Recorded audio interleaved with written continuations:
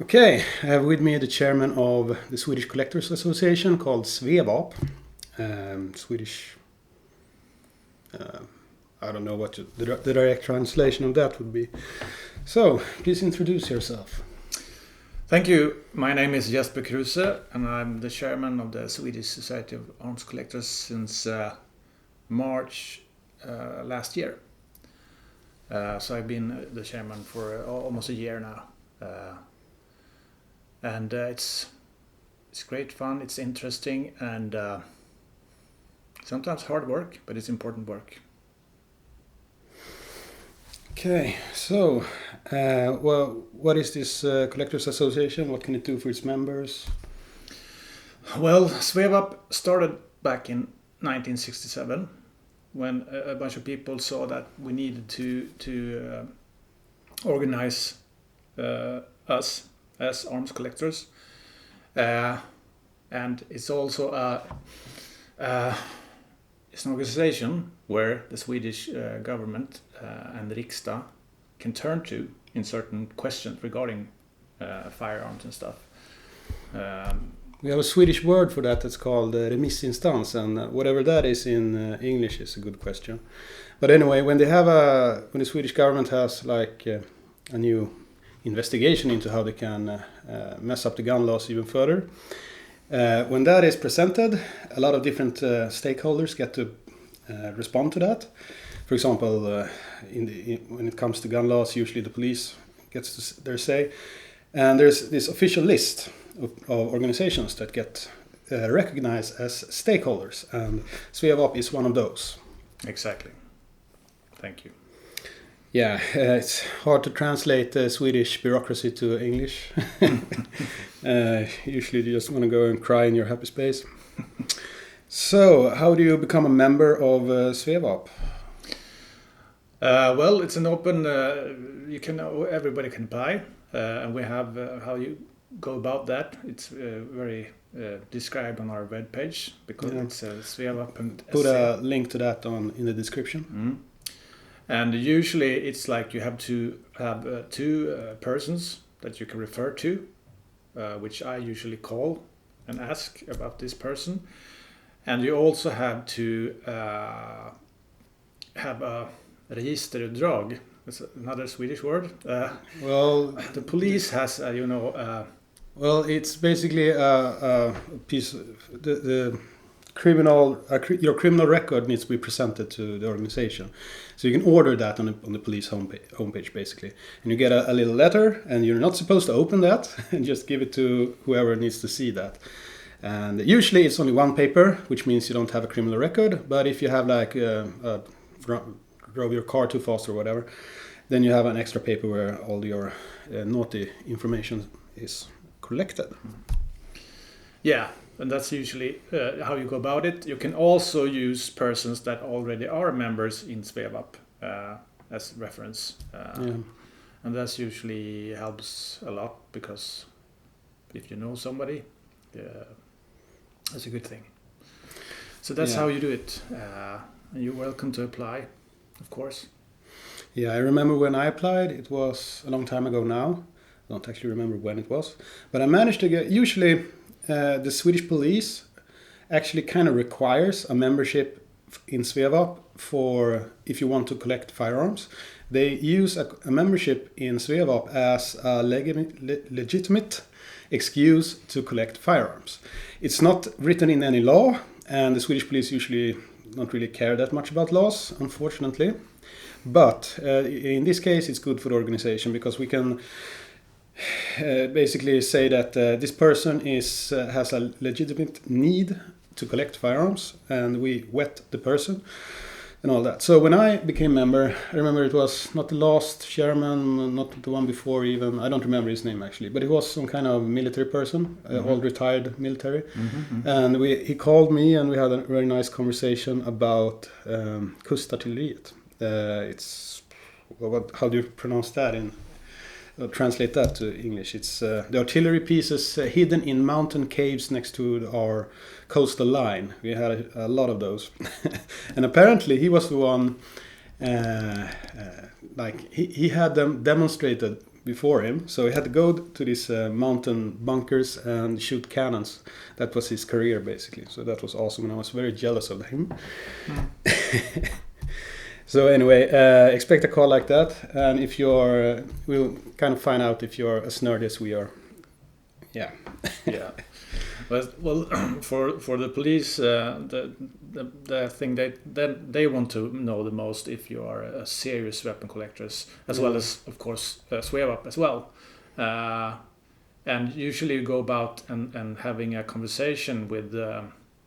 I start out with an idea of what I want to collect, and then the police want to narrow it down, so it's like more in their eyes. Comprehensible and controllable. Exactly, it cannot be an open-ended collection.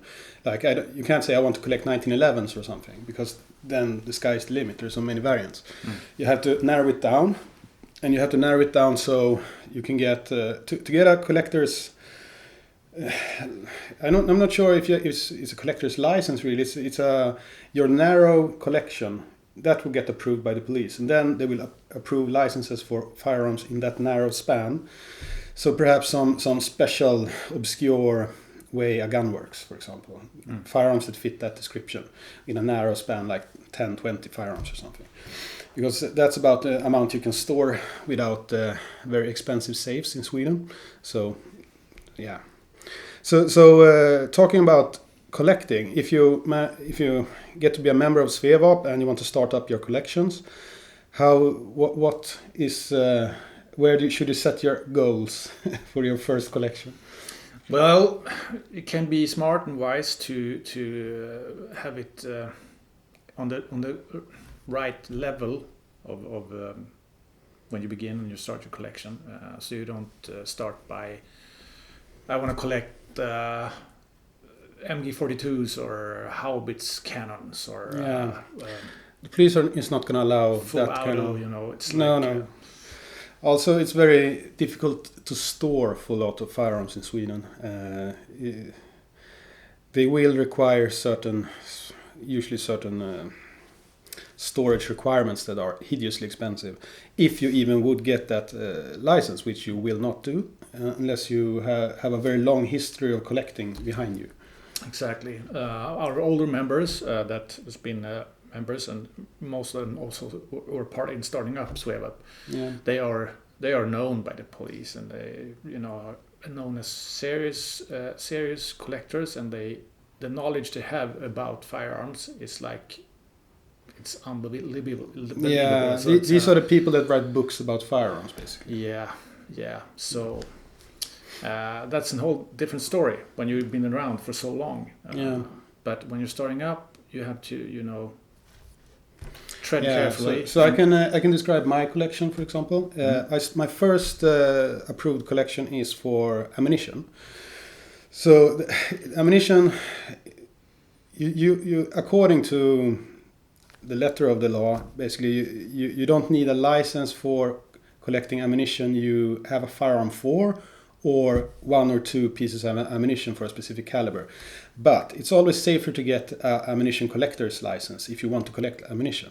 So I got that, and then after I've been collecting that for a while, I got a license for manual action repeating firearms, bolt action rifles from the Second World War, European theater.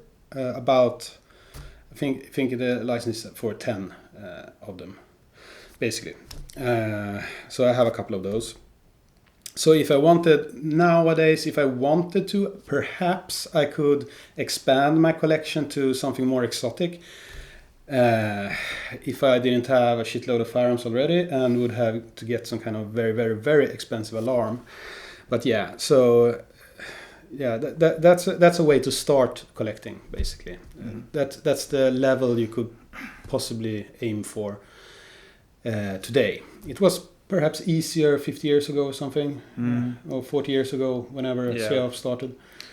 The climate in society today in Sweden is it's far different nowadays. I think the police clearly doesn't want civilians to have firearms at all. So they will process if they feel that they can process it. But in SVEVAP we of course are helpful to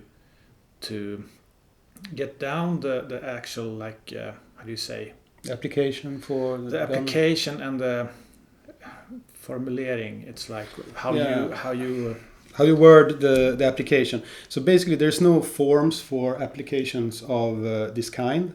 You have to, what I do when I apply for a license for this is I just write up a paper on why I want this firearm, what historical value it has to me, and how it impacts my collection and stuff like that, and of course serial numbers and stuff for the firearm. So that is something the SVEVAP can assist with. Mm-hmm. Yeah. So we shouldn't really go into the legal details or all the problems with that. This video will never end if we do. So perhaps that's enough, unless you have anything else to add. No, thank you for having me, and all of you are welcome to apply for membership in SVEVAP. And start your collections. Okay, I'll put a link in the description for the homepage. And other than that, have a nice day. Thank you. Bye-bye.